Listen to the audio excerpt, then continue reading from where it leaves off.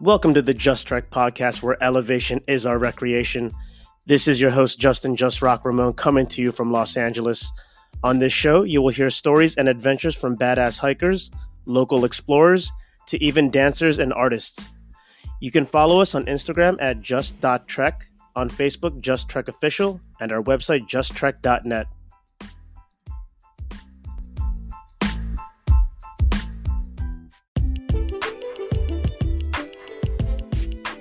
Welcome. This is your host, Just Rock. About to rock the spot.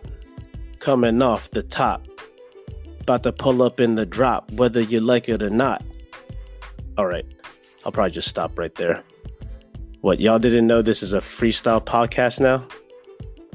Anyways, on this episode, my special guest is a really awesome friend of mine. She goes by the name Linda Danh, and she is an LA-based art director, designer, rock climber, hiker, up close and personal floral photographer.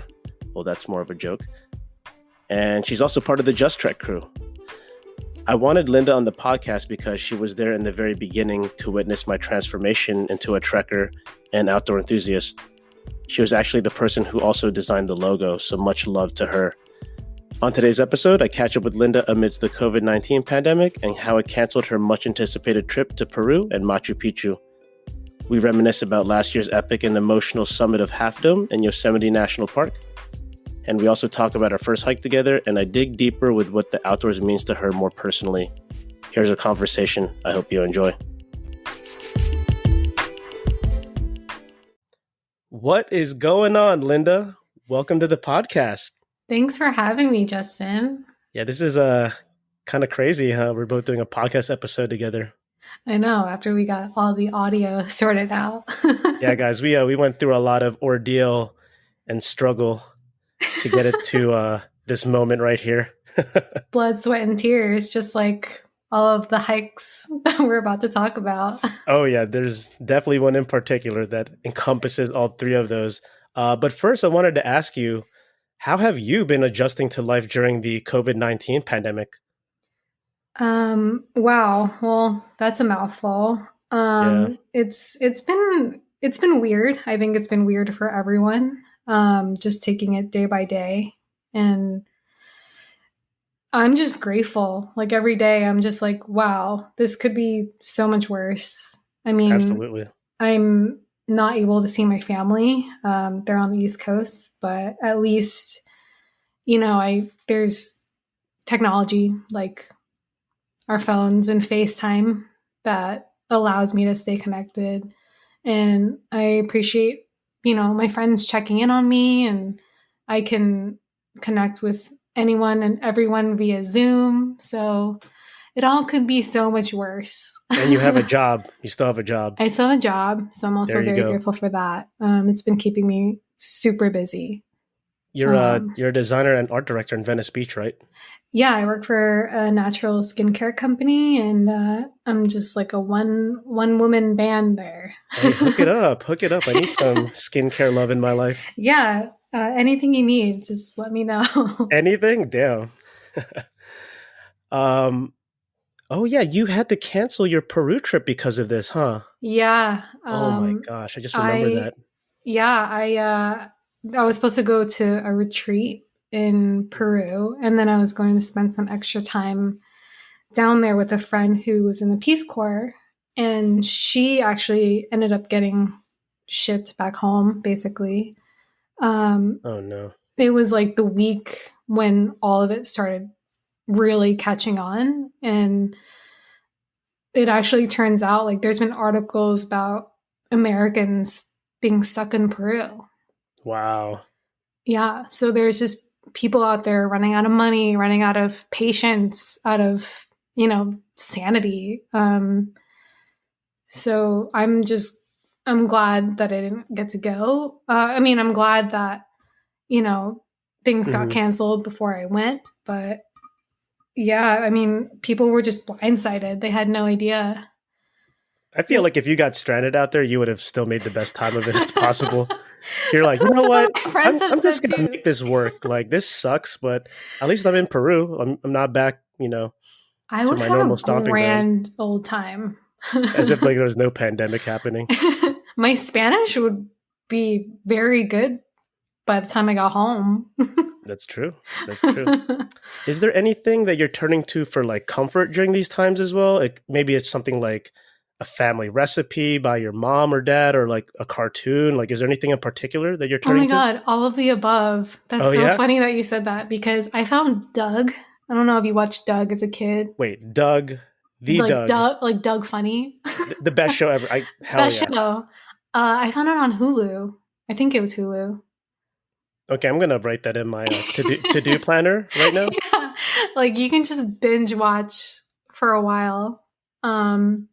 So yeah, definitely catching up on shows and movies because I'm not a homebody in LA. So this is kind of like a new, or it has been a new venture for me to just like be at home. And the other thing that I've been tapping back into is like basically some old hobbies, some like I like to call them introvert hobbies that I really haven't had a chance to get into or get back to because Introvert hobbies. Okay. so reading, Hmm. drawing. I've been drawing a lot. I think sometimes I forget that I have that ability.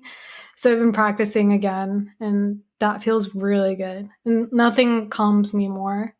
Maybe yoga, maybe some meditation. That's always nice, but drawing kind of brings me back to my roots as a kid. I feel like I'm a kid right now. Like I'm just like, okay, well, mom and dad aren't going to drive me anywhere, so I'm just I gonna love it. I draw love it. or read or watch some TV. So it's not so bad. Could be You bring up a worse. good point. It's like you feel like you're going back to your youth or when you were a kid. Like I think like people totally lose that feeling of just being youthful and being a kid and keeping it simple again. Yeah, I've been riding my bike actually, and that was something I did as a kid a lot too. Hmm. Really enjoyed riding my bike and just like being outside. Although we can't do that as much Sure. with limitations, obviously. But I live by a trail, and sometimes I'll take my bike out on that, so it's not so bad. Good for you. Sounds like you figured out your little routine over there. Yeah, yeah, and truthfully, work really helps keep that balance too. Nice, nice. Yeah. So we have I always like the story about how we first met. It's a pretty funny story and interesting. Yeah, And because it gets blurred through the years too. yeah, it's like everyone's like, "Yeah, how did you two first meet?" It's like, well, there's like three parts to it. There is So three parts I'll too. start the beginning of it. So we first met everyone through myself, AJ Mendoza, and Mark Feichel. We threw an event called the Backyard Boogie during the summer. So it was basic. I think this was like 4 or 5 years ago. This is basically daytime like a daytime party, and we had all of our friends DJ. We had like drinks. We had like cool blow up things, and yeah, it was just a blast. And we would rent out like a warehouse, and we throw this daytime party in there, and we probably threw it for like 2 3 years, and it was a big hit. And the first, I think it was the second one we ever did. We did it at the Mid City Art House in Mid City, and I remember like I'm just like running around like kind of making sure everything's going okay. And I definitely recognized Linda like as one of the people because I think she came a little earlier. And the funny thing was, I was just all over the place, like just kind of like fixing things. But I never actually talked to Linda at the party the entire time. And I'll let you take it on from here. But in the same day after the end of our event, I went to another event. It was an LA Canvas party. Which was a magazine. Yeah. And Justin comes up to me and he's like, "Hey, you were at the backyard boogie." And I was like, "Yeah, I was."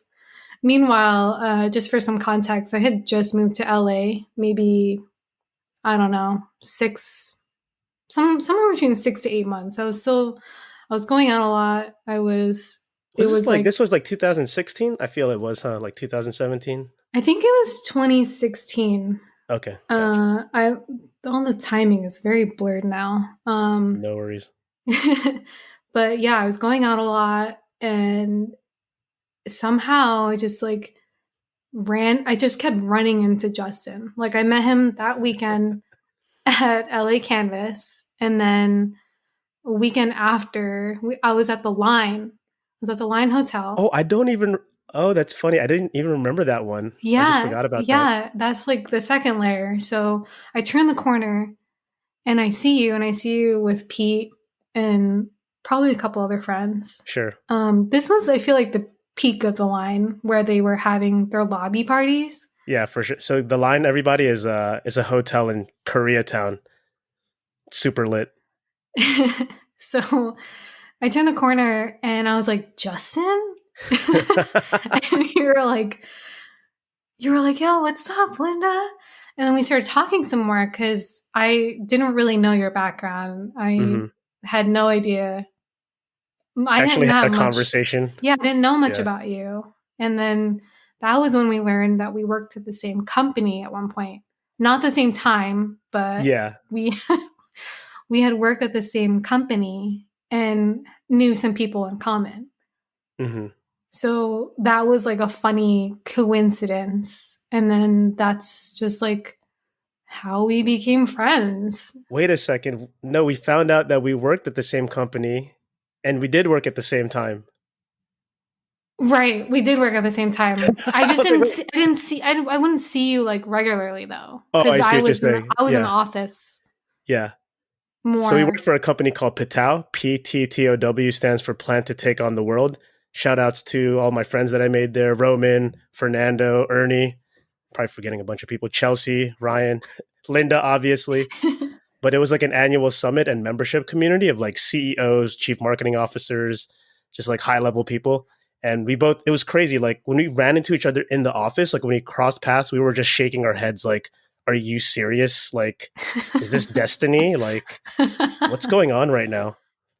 Yeah, and I think that just like really, that was where the friendship began. You're I like mean, there one better of be a my friendship happening after all those encounters. Like, Jesus, like yeah, you backyard were boogie, LA Canvas, the Line, and then we work together. Like, what? yeah, and that like I think you're one of my longest standing friends in LA because I mean that's at least 4 years ago. Longest I've what is it, tenure? 10 years as long as I stay in LA. I'm honored. You're an awesome person. Let's finally get into some nature hikes and outdoorsy things. I first wanted to ask you, how did you get into hiking and the outdoors? So I'm a climber. I started climbing in 2011. Okay. Awesome. Before I came out here, I was doing that. Back in the East Coast. On the East Coast, yeah, just like casually, slowly worked my way up.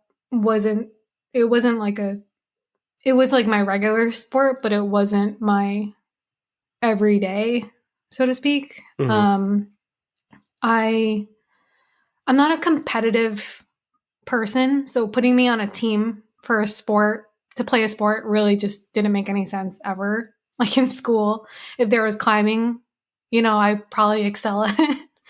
Nice. So that was an interesting discovery of mine. So when I started climbing in 2011, I had just gotten my first job and I was like, I just want to try it. I work really close to an indoor gym and loved it ever since the first day I did it. And I just wanted to get better and better and learn more.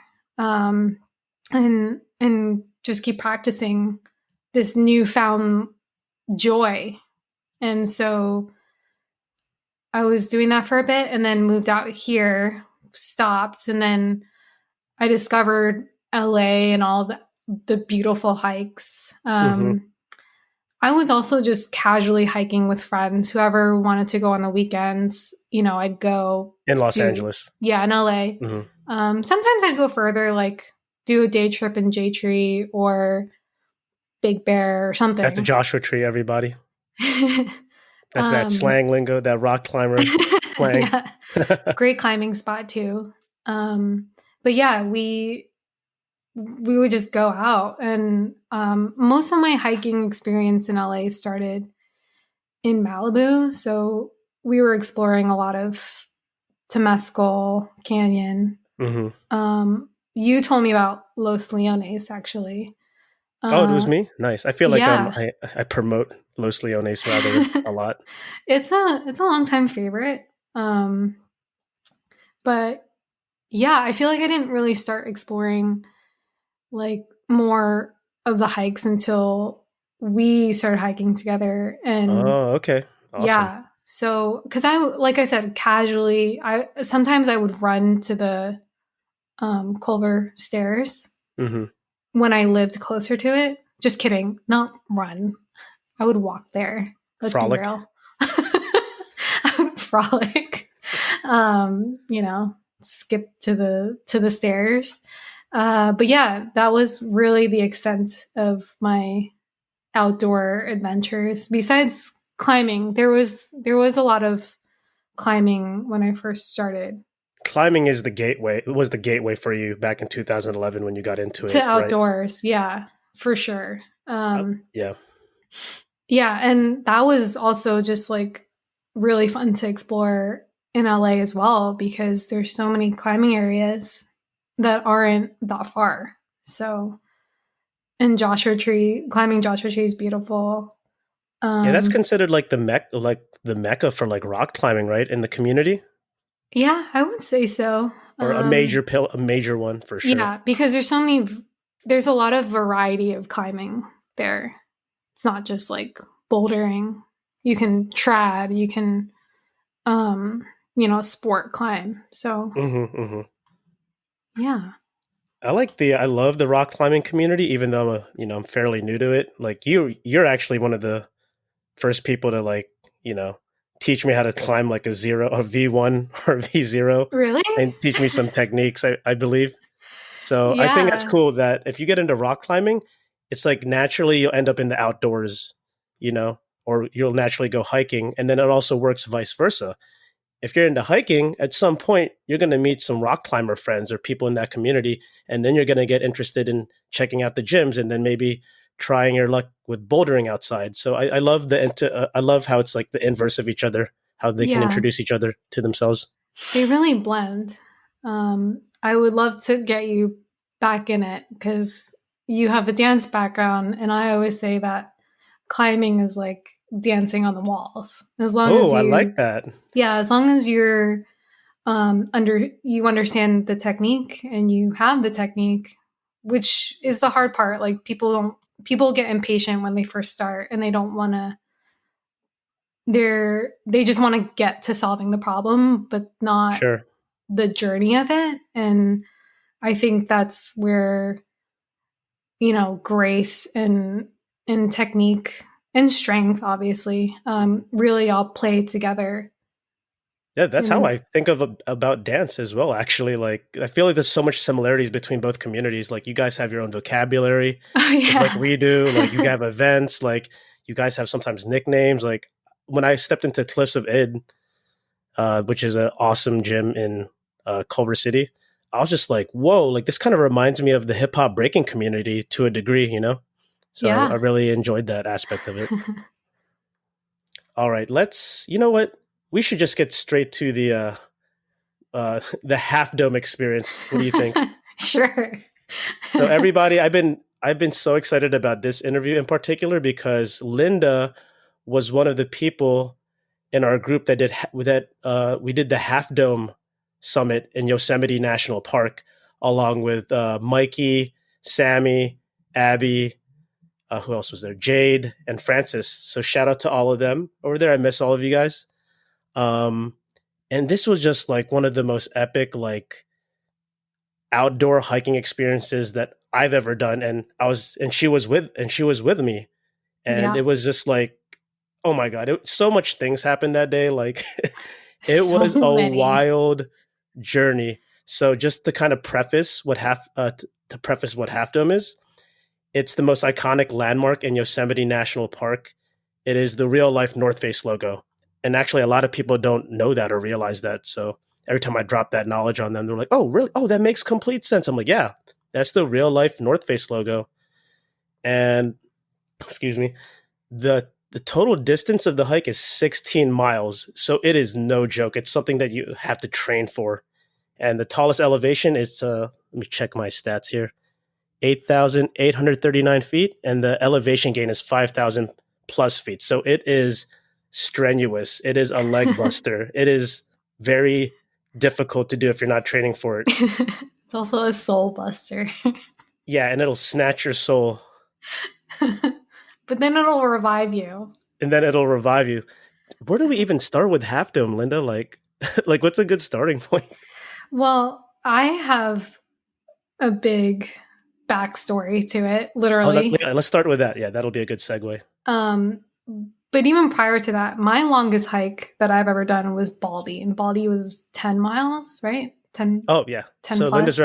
Linda is referencing Mount Baldy in the San Gabriel Mountains. That's the tallest peak in all of LA County. It's 10,064 feet.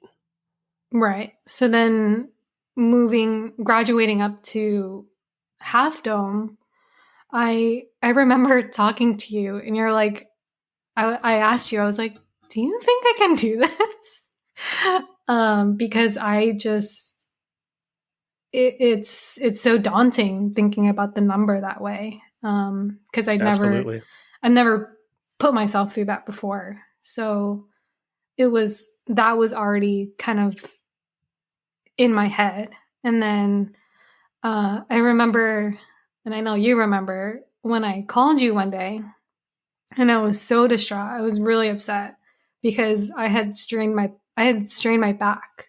Oh, that's right. From climbing. You had an injury. Yeah, I had an injury, and I was like, it was less than 2 weeks before the trip, and I was like, oh no, this can't be happening. Like I wanted to do Half Dome for so many reasons.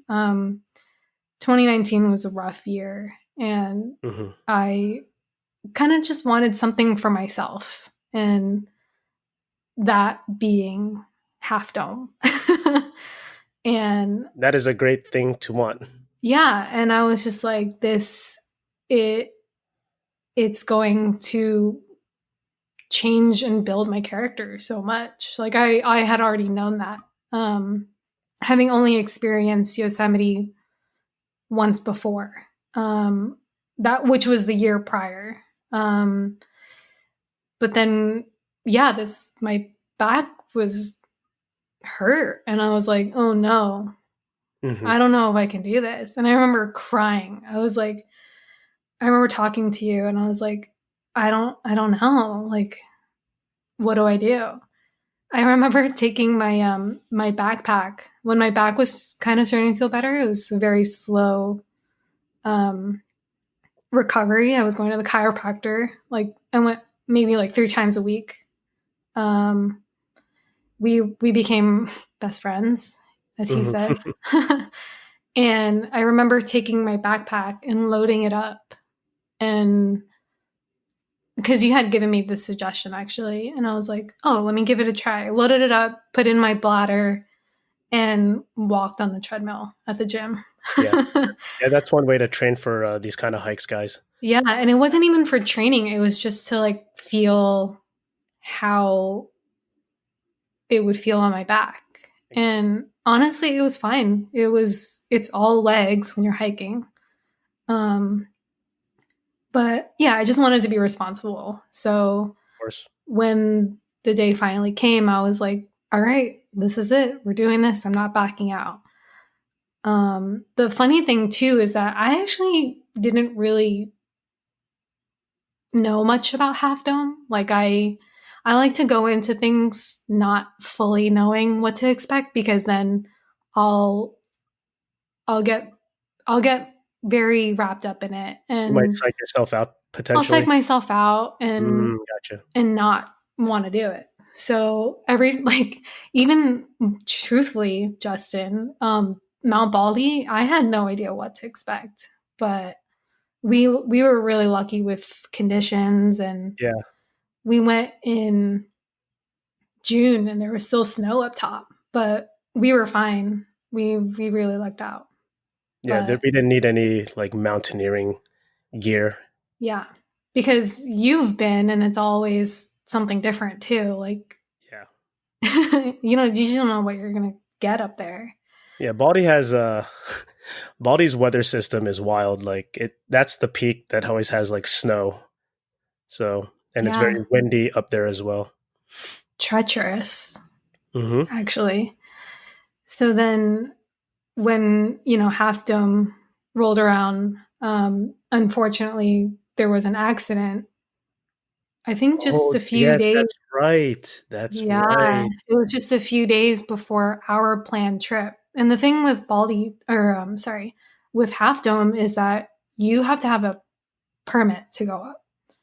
So I was like, we lucked out. We with the lottery and whatnot. So we, as a group, were able to go.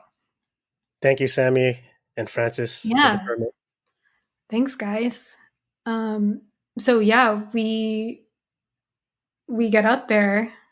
Sorry, I'm getting ahead of myself. Oh, can I say one thing real quick? Yeah. So for everyone listening, we did Half Dome on Monday, September 9th, 2019. And the Thursday prior to that is when a lady fell down the Half Dome cables and died. So there was so much like like um wow, okay, well that happened and we kind of were put us on high really alert. we were really anxious. I think it got to a few of us, and it definitely spooked me a little bit. Rising 5,000 feet above Yosemite's valley floor, Half Dome is both iconic and perilous. Park rangers say 29-year-old Danielle Burnett died after falling from Half Dome's cables, dropping 500 feet down rocky terrain. The park is still investigating why she fell. Burnett's aunt says she was the light of our family, a beautiful free spirit doing something she loved. The Half Dome hike is a 14-mile round-trip journey known for this ascent. The cables are essentially metal handrails, guiding hikers up the final 400 feet to. And The worst timing ever. right, and along with that was my back. So I was like, okay, well, once we get up there, I don't have to do it. It's like not. Oh yeah, that's what I was telling you. I was like, don't force it to like you go up a certain like Yeah, amount and then you can just come back and be safe. yeah, yeah. No matter what, you were really good about saying just communicate it to the group Yeah. if you're feeling anything.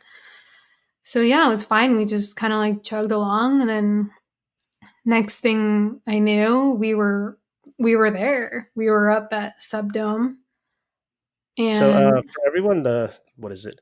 So Half Dome has a couple sections. It's you go up using the mist trail.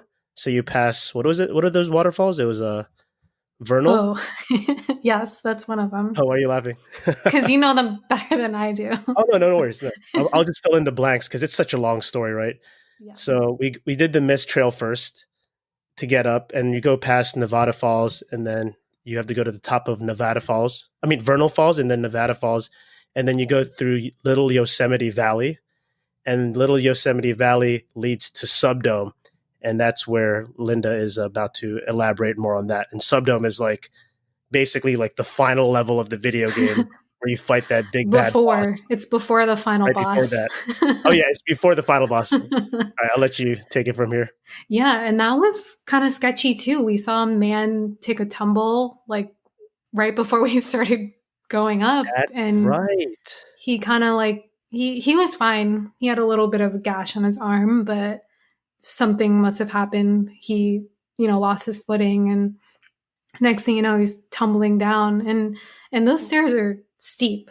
Like those little steps get pretty steep and sketchy. I So could not believe someone fell down at the base of Subdome as we were about to go up Subdome. I was like, I don't know how many more signs we need. Like, someone yeah, died the Thursday prior. This dude just fell down Subdome, and we're watching him get patched up. He had like gashes. The ranger was like helping him out, and I was just like shaking my head, like, all right, let's let's do just this. do this. And there wasn't any point where like anyone really said anything. We kind of just went. Like we just kept going. And that was the same for when we finally got to Half Dome. And I had chosen not to look at photos of Half Dome because, again, I didn't want to psych myself out. So I feel like you knew what it looked like more or less that last no, well, you had sent me videos from like a perspective of someone that was on it, but I had no idea how actually steep and angled it is. Like it's like vertical. Yeah, when you pull up to it, like you get to the base, you're literally like your jaw drops like, oh crap. Yeah. And we kind of we got there a little bit later like after the peak of traffic. What time did we get up there? I think it was like 12:30 or 1 p.m. Yeah, so it was pretty clear. And so without question, we kind of all just went. We did it. I'll never forget that moment because we were putting on our glove. You guys, everybody, sorry, all the listeners, you have to wear gloves when you do the Half Dome cables. And Francis, I remember, was just like, he saw an opening to go up and he's like, let's go. And I was like, oh my God, like now, like just like had to gather myself. Yeah, I didn't even have time to gather myself. I kind of just like went along with it, kind of like how I feel like I went along. I didn't feel ready, actually. Like it just kind of came out of the blue, right? When we all decided to go up it. Yeah, it just kind of happened. And we all just filed up there. And yeah, I definitely recommend gloves and good shoes. Like people were in runners. Hiking I don't boots, know. guys. Do not do this hike without hiking boots. You need to have good traction on that no matter what. And again, we lucked out with conditions. Perfectly clear blue skies, no rain in sight. Yeah, I think it's treacherous if there's any weather systems around. You should never attempt it if you see clouds in the distance, is the rule of thumb. Yeah. Yeah. And yeah, so we went up. We were all really patient, I think. That was like the nice, I guess, team building part of it, right? Is that like we all kind of vocalized really well, I think. And that's kind of what you have to do because people are also coming down. So you're also communicating with strangers. Exactly. And people are super kind. They're like so encouraging. They're like, you're almost there. It's great. It's so worth it. I'm like, oh my God, that's all I need to hear to go, like, to keep everyone going. Is so surprisingly like patient and just like with everybody. Like you kind of have to be, or else you're like an asshole. You know what I mean? Yeah. And mind you, there's only like 2 people per like break, if you want to call it. So you can, like you can be standing on the same plank as somebody else. The planks. That's right. That's every 10 feet, everybody, there's a plank that you can rest and set your feet on. So yeah.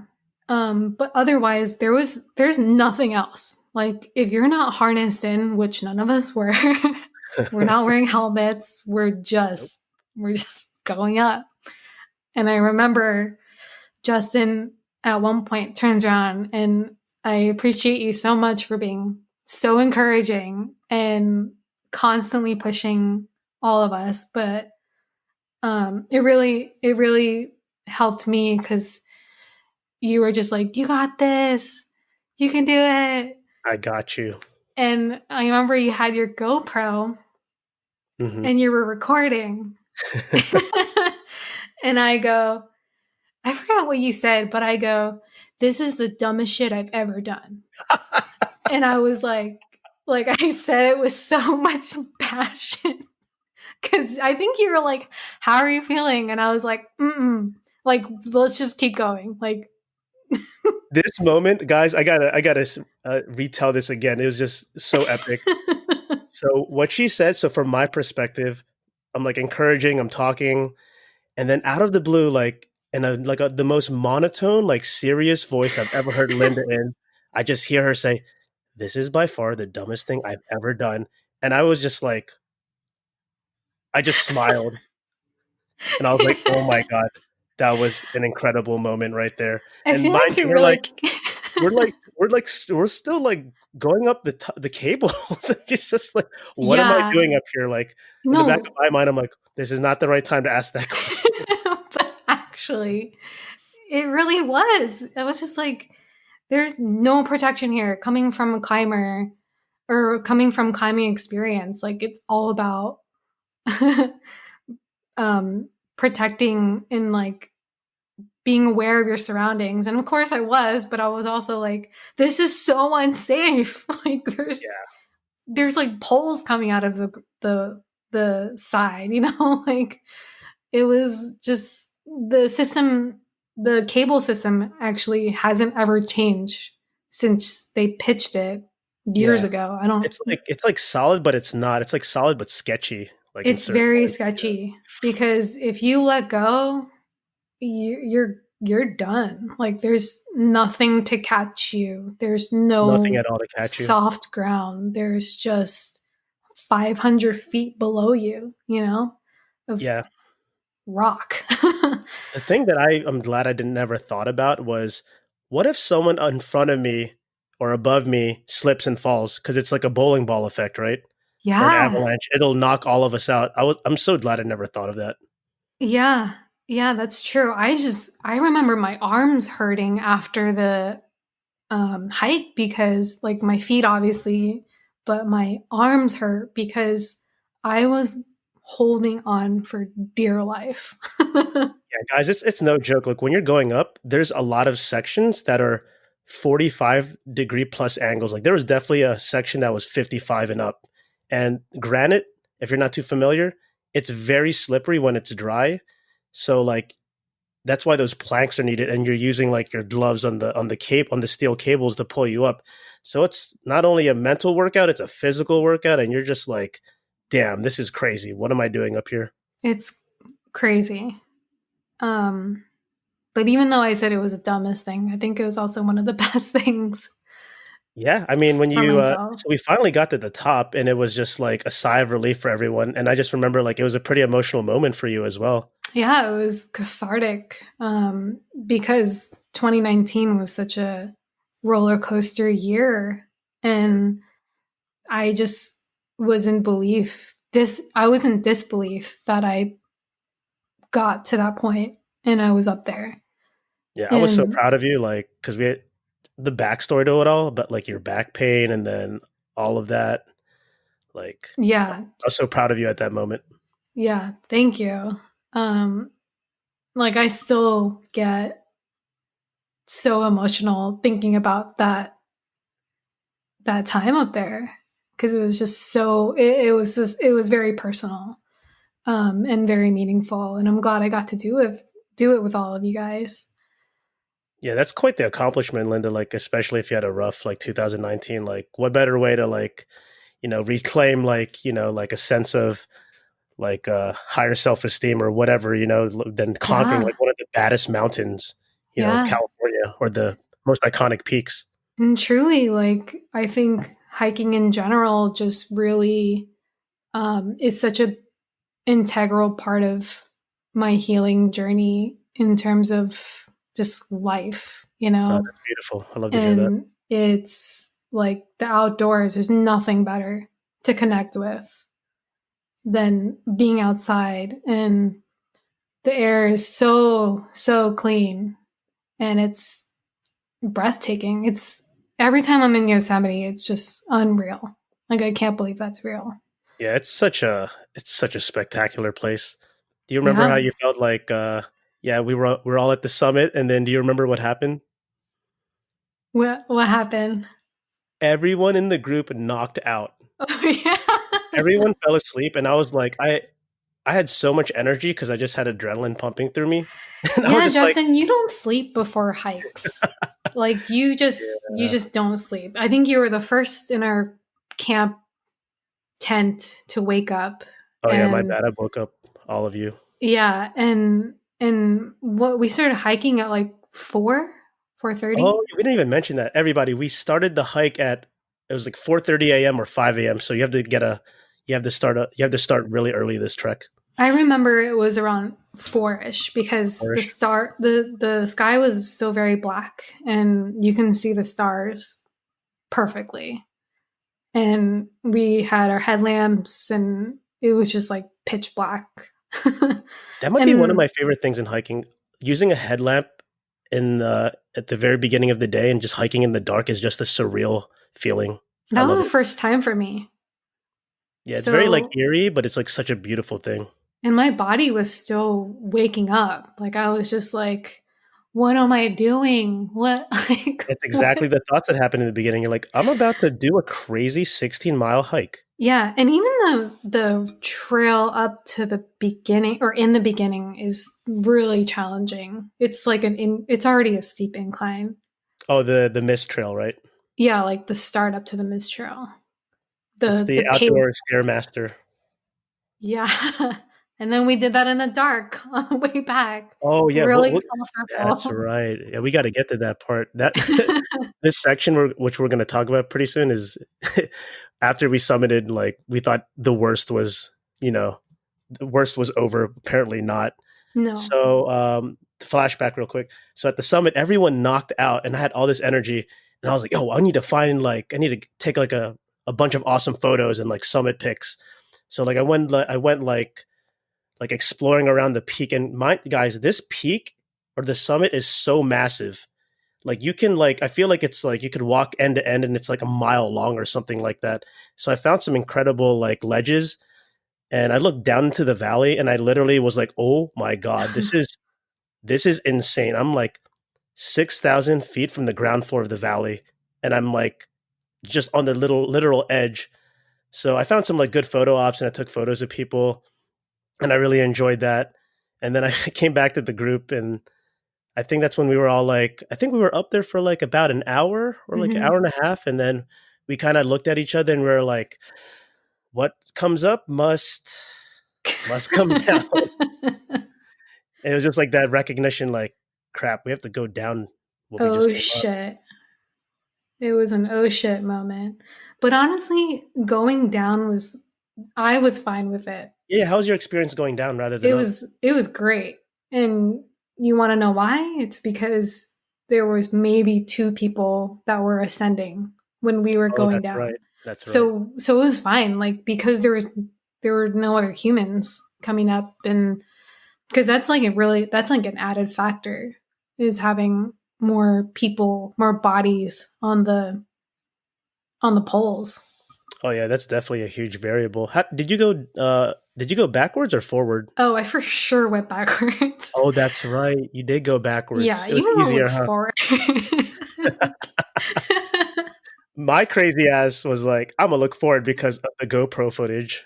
Yeah. So, I mean, you got some insane footage from that, but I was like, I'm good. I don't need to see down.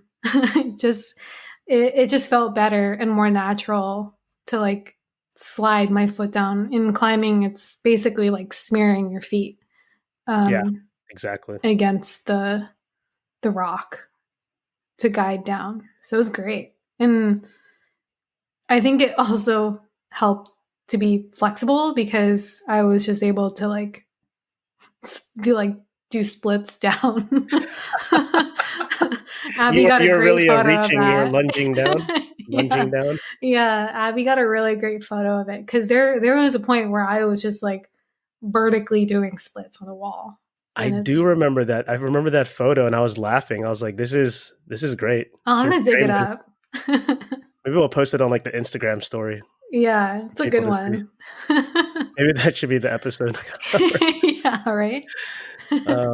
So I went. I didn't go backwards, even though it was easier. I went forward because of my GoPro footage, and it tired me out because I found myself using a lot of core and like shimmying my feet. Like down each down each space of between the planks. And I was like, I'm really tired when I got to the bottom, and I was like, it's all good. I got really good footage, and I wanted to, I wanted for some reason I didn't want to go backwards because I felt like I wasn't enjoying the view. So that was kind of Mm, like the way I thought about it. As long as I felt comfortable, obviously going down. mhm. It wasn't like seeing what I'm like going down towards, instead of like just going backwards and trusting my feet. I think it was kind of my thought process.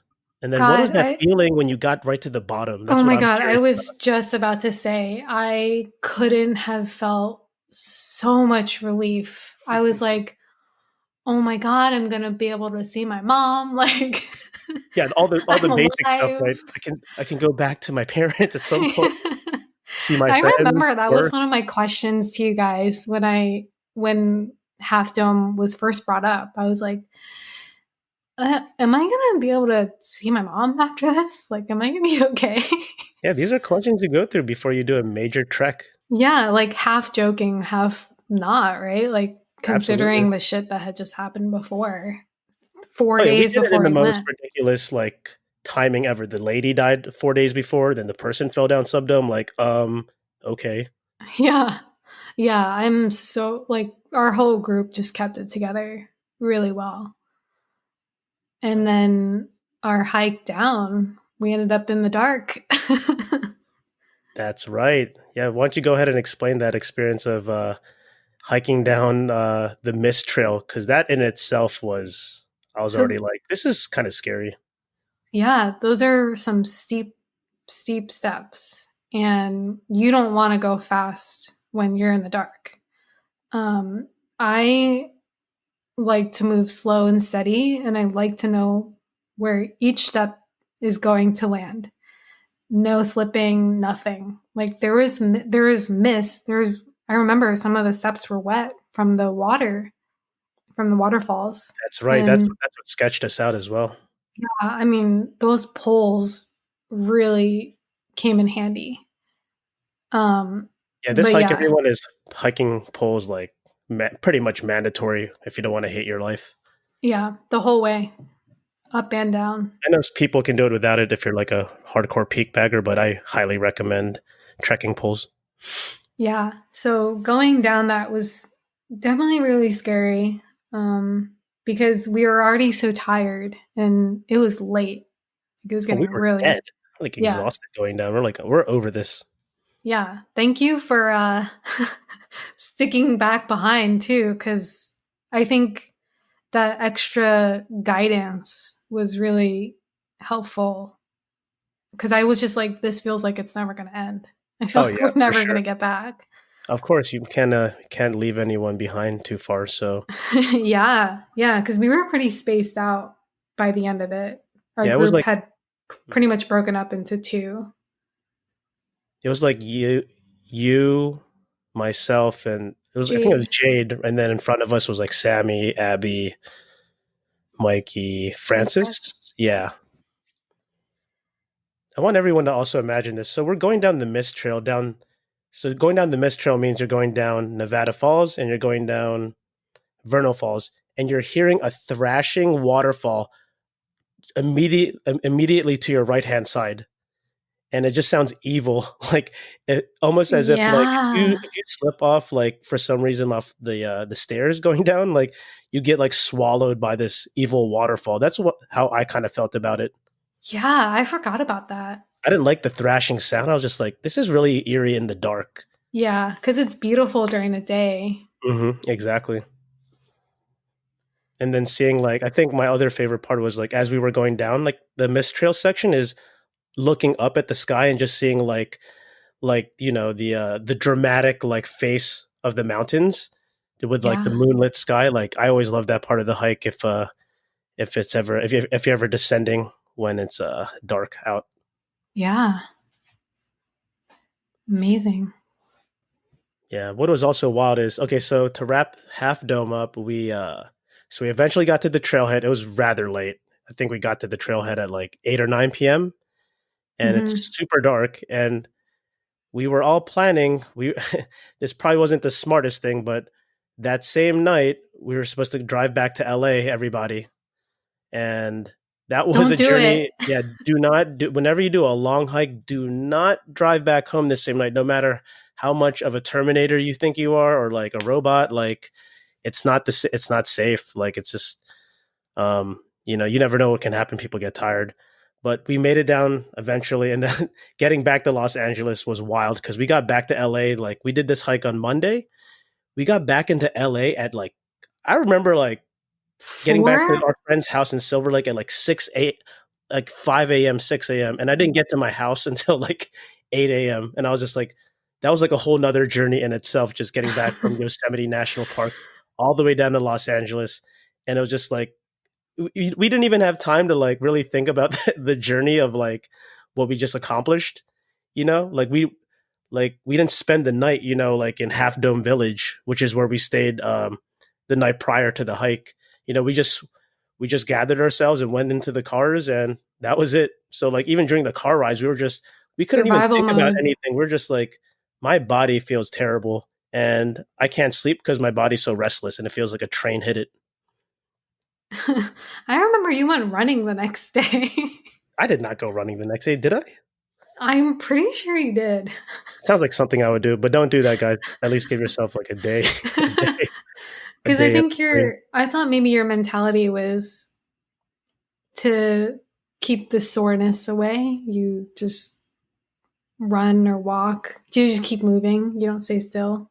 Oh, yes. So a good piece of advice I learned is after you do a major hike, a really long, strenuous hike, the next day, just walk for a mile. Don't run.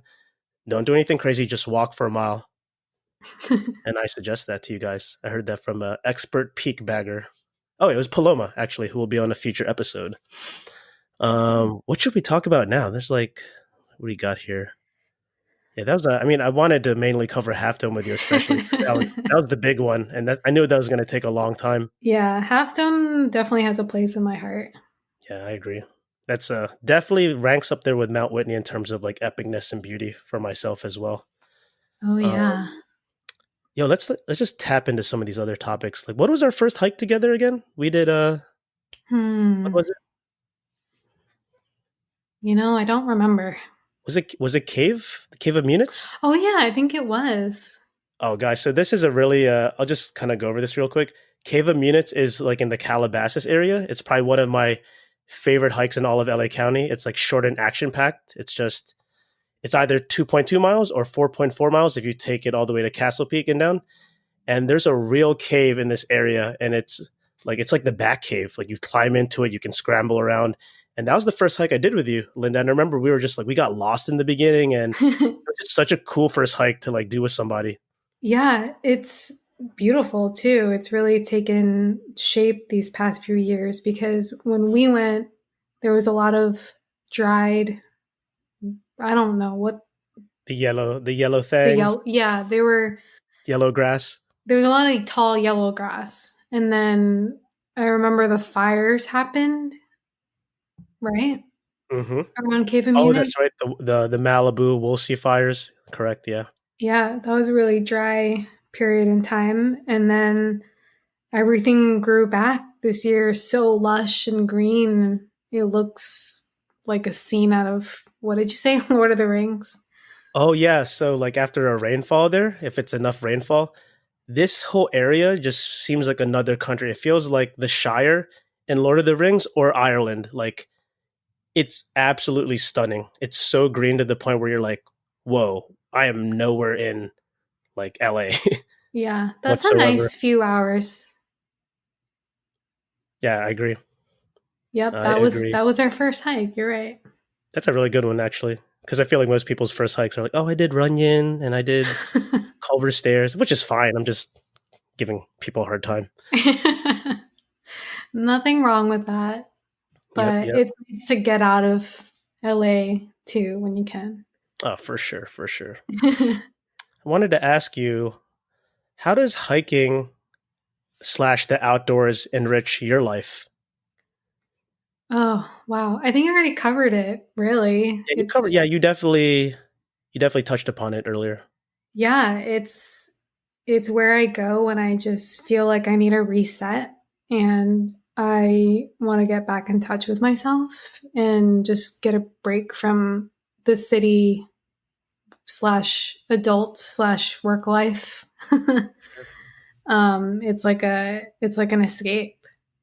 And like I said too, it's like part of healing, just they say that being outside and just looking at green, like trees or whatever, blue skies, like that's already healing. Yeah, there's And like scientific like backing too. yeah, even just walking is it just gets your mind off of things.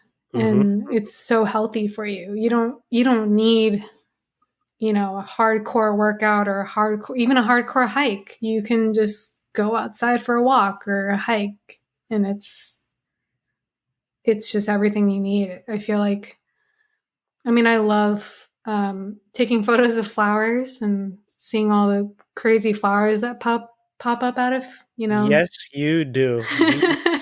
Guys, she has the dopest Instagram of like close up like floral photos, flower feed. flower feed, and like we have an inside joke. I can't really explain it at the moment, but she just gets so up close to like the plant that it looks like she's like in the plant or the bush. But it's like the most stunning. Yeah, it's like the most stunning photos. Like she has a really great aesthetic, a great eye for that. Thanks, kind of stuff. Justin. Yeah. If you could give one piece of advice on the trails, what would it be?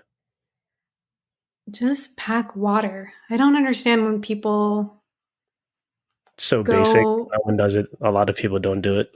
Yeah, they walk and think, oh, nothing's going to happen to me. That's like the worst mentality to have when you go on any hike, because it can be so hot and, you know, dry that you don't realize how sometimes people don't even know what they're getting themselves into. You remember when we were hiking, I think it was Baldy, when we ran into a couple of kids, 3 kids, and they were like teenagers, and they were like, hey, do you guys think this water is drinkable? And I was like, why do you guys only have 1 bottle of water amongst all of you? They had like the 500 milliliter like Arrowhead water. Right? Yeah, amongst the 3 of them. Like, you can pack a light bag and just, if anything, just have water. Yeah, guys, please at least bring, like, obviously it depends on how long the hike is, but definitely bring much more water than you think you need, especially because the people you're with probably didn't bring enough as well. So what is the rule of thumb? It's a liter for every, there's a general rule, it's like a liter for every 2 hours. Something like that. I think that's a good rule of thumb. But I would say bring a little bit more than that just in case. So that's Justin's always great at, you're always so great at being prepared and having everything on hand. I try to. It's definitely, I definitely felt like people that I've hiked with look at me and they're like, the guy looks like he's carrying a good amount of stuff. Like, and they're more minimal, but then I always end up having something that they need on the hike. Yeah. Like, that helps or like saves them or makes their life much more comfortable on the trails. And they always thank me afterwards. Yeah. I can't tell you how many times you've saved me too. Like Advil, even a headlamp, you know, things like that. Ankle wraps, like random stuff. So ankle wraps. Yeah. It's just everything and anything. I think it's just a great way to be considerate to also bring your own stuff, because you just, like I said, never know. Yeah. It's always, there's something called the 10 essentials, guys. And I'll probably get into that on an episode separately. It's basically all the items that you should carry on any and every hike to ensure your safety. So yeah. All right. I want to get into this section because this one's the most fun, especially. We're going to do a rapid fire round of questions for you. We're going to do 2 rounds. There's going to be 10 questions each. Okay. You ready? I'm ready. You ready, rock steady? Ready. All right. Here we go. Favorite trail snack? Oh my God, that's so hard. Dun, dun, dun, dun, dun, dun, dun, dun. Oh my God, I don't know. Dun, dun, dun, dun, I always have like random things like sugar-coated ginger. Wow, I did not expect that answer. Favorite post-hike meal? Thai food. Santa Monica Mountains or San Gabriel Mountains? That's really tough. I'm going to say Santa Monica. Awesome. It has a special place in my heart. National park you want to visit the most? Ooh, Zion. Yeah, me too. I want to do the Narrows. Let's go. Let's go for sure. Dawn or dusk? Dusk. Trail runners or hiking boots?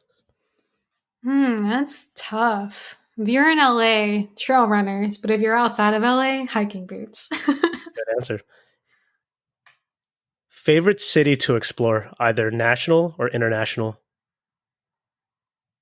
LA. I feel like I'm still exploring it. I've been here 5 years now and I'm still exploring, and there's still, I feel like, so much to see. Awesome. Sound like an Angelino. Yeah, I mean, what better way to treat your city than to be a stranger to it, like a visitor. I love that you said that. That's a great mentality. Yeah. And LA is vast enough for that. It's like a tale of many cities all spread There's out. so much to do. What's your ideal outside temperature? 70 degrees where it's hoodie weather. 70. Nice. Yeah. Blue skies, some clouds. All right. That wraps up round 1. And we'll get into round 2 now. Okay. You ready? Mm-hmm. You ready, Rocksteady? Yeah. I don't know why I keep saying that. Like I said that in one of my first episodes, and I'm just going to keep doing that. It suits you. Yeah. I mean, Rocksteady, for everyone who's not too familiar, is like the most legendary like hip hop breaking crew of like all time. So Well, I think just that's learned why I something like new. that. Yeah, exactly. Yeah, there you go. And you're from the East Coast. You should know that. You're from what, Jersey, New York? Mm-hmm. So I didn't it's all know good. that. I'll forgive you. I'm not that cool. Oh, you are cool. You're on this podcast, so you're very cool. All right, round 2. Ready. Actor you want to hike with? Actor I want to hike with? Yes. Wow. I don't. You can come back if you can't answer. Let's come back to that. I don't know. Music artist you want to hike with? Like a DJ or producer, anyone in particular? I want to say Peggy Goo. She seems like fun. Yes, that's a great answer. Favorite music festival? Ooh, I feel like I haven't been to many, to be honest. I'm still hoping to go to Coachella sometime. I mean, that'll be your favorite once you go to it, but just name one that you like a lot. One I've been to a few times is Lightning in a Bottle. I haven't been to that. That sounds like a great answer. Yeah. Favorite outdoor brand? Ooh, favorite outdoor brand? I don't want to say Patagucci. Patagucci. I love that slang. I'm gonna say Danner. Shout out to my boots that I didn't have to break in at all. Danner? How do you spell that? Danners. Nice. Yeah. Favorite cartoon show growing up? Hey Arnold. Wow, that is a legendary cartoon show. Favorite app you are using right now? Procreate. What's that? I'm drawing a lot on the iPad. Ah, gotcha. And it's basically just like, yeah, it's just a drawing app. Cool. Favorite breed of dog? Oh, that's so hard. I love all dogs. That's a good answer too.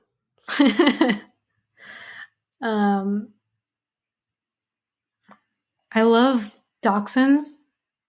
I think they're so cute. Nice. Favorite cocktail? You know I love tequila. It's not a cocktail. I know. I'm segueing. All right. Into something with mezcal in it. I don't know. Like a paloma, like a tequila drink? Yeah. Yeah, or like a marg. All right, let's just say marg. We'll go with marg. Marga. Favorite emoji? Favorite emoji? Right now, I feel like I've been using the heart eyes a lot. Ooh, the heart eyes. Or the heart's hug, you know, the one with the smiley Heart's face. hug. Oh, yeah, for sure. We all could use that. Yeah, I agree. If you could be any animal, what would it be? An elephant. What DJ would you book for a set in the mountains? You know this answer. I hope I do. I think Lane 8. Yes. They're like the most perfect, I feel like, for that kind of surroundings. Yeah, it's the vibe. That concludes round 2, or just the rapid fire questions portion of this episode. Scary. Oh yeah, that's funny. I keep forgetting people like get a little nervous before that. Yeah, because you don't know what to expect. You don't know what's coming at you. I know. I also like tailor it towards like, there's like certain questions I ask everyone, but there's certain ones that I want to ask for that particular person. Well, we're here at the pretty much at the end of the episode, but is there any final thoughts that you would like to impart to the audience and our listeners? It could be I about just want to, anything in general, like about hiking, or it doesn't even have to be in regards to hiking. You can address something about like the current climate. It could be anything you want. I just want to say thank you. This was really fun and my first time recording a podcast with a friend. Nice. I'm Hell excited yeah. for you because I've seen your journey from the start too, and just seeing you, just hit the small peaks in LA, and now you're just like bagging all these crazy hikes, and hearing your stories is really inspiring. That means a lot. Um, Linda saw the transformation into the Just Trek person or the platform. So, and she was the person that also designed the logo. So I was like, what better person, than somebody that saw my beginning journey and saw that transformation. So I always have much love for her. Yeah, I mean, it's all a process. And I think even exploring the logo process was fun with you. So I'm just excited to see where this all takes you. Oh, it's a Because, movement. It's a movement. yeah, because I mean, you've shown me so much of the city, of hiking, introducing me to awesome people. Thank And you. yeah, I think you've really rounded yourself out well with connecting with nature and these peaks. Yeah, I felt it was probably one of the most important things that I've incorporated into my lifestyle for sure. I'm very grateful that I got into it this intensely. Yeah. Yeah, it's been so much fun. And I'm honestly excited for whenever this quarantine ends that, we can get back outside, because this is a really interesting time in our lives. I'm going And crazy. I mean, we've really seen the landscape of things evolve because we've been stuck inside, and we've had to get creative with how we, spend time with each other or like hang out. And unfortunately, that means not being able to hit the mountains, but hopefully Yeah, soon, just one day at a time. I know, I know. It's like I've been telling friends, I'm so over the great indoors. Like that's what I've been telling people. Like that's how I just feel like life has been like the great indoors, and then me hiking is like the sidewalk, or me hiking somewhere far is like going to In and Out when I want something like really comforting. Yeah, I mean, I love that story though, is that you just kind of made a little adventure for yourself, even in LA, Yeah. to hike to In and Out. Yeah, What you better? gotta do something. You gotta gotta gotta amuse yourself somehow, right? Yeah. Where can the listeners find you on social media, or do you have like a website like of your work that you do, or is it currently up? Um, my Instagram is hello Linda Don, however you want to say it, DANH. And my website is also linda-dan.com. It's in the works of being updated, but stay tuned. I've been putting up a lot of stories of my doodles. So it's just a daily practice, and I hope it somehow enlightens and uplifts people, even though it's just, you know, some photos of flowers. um, however, whatever way it helps people stay connected and stay uplifted during this time, because I know that it's harder for some than others. So I'm again For sure, for so sure. grateful. Well, you heard her, guys. Make sure to check out her website and her Instagram. She's a badass designer. Like, if you guys need some work, definitely inquire with her. Inquire within. Inquire within with her. Yeah, Linda, thank you so much for being on the show. Like, I really appreciate you doing this. And that was really fun, like, especially Yeah. reminiscing about Half Dome and all the treacherous parts of it. Yeah, thank you so much for having me. It was really fun. Awesome. All right. Take care. You too. Hey, everybody. Thank you for listening to our conversation. If any of you are intrigued or interested in attempting the iconic Half Dome hike, I highly, highly recommend going on modernhiker.com and finding the guide entitled Half Dome via the Mist Trail. Again, Half Dome via the Mist Trail. And to also go on the National Park Service website. Just type into Google National Park Service Half Dome, and it should be the first link that pops up. There's a lot of other guides/blogs out there that are solid, but I feel that some of them don't always do the most thorough and best job of communicating how strenuous and prepared you need to be to accomplish a major day hike like this. Like we mentioned in the conversation, this is something you must train for. I would say the SoCal 6-Pack of Peaks Challenge is great for this. And you also need permits to ascend the Half Dome cables. So please do your proper research. This would be a great goal for anyone who's really getting into trekking and starting to bag major peaks. If you want to relive our Half Dome experience, go to the highlights section of the Just Trek Instagram profile, so at just.trek, and find Half Dome. It's epic.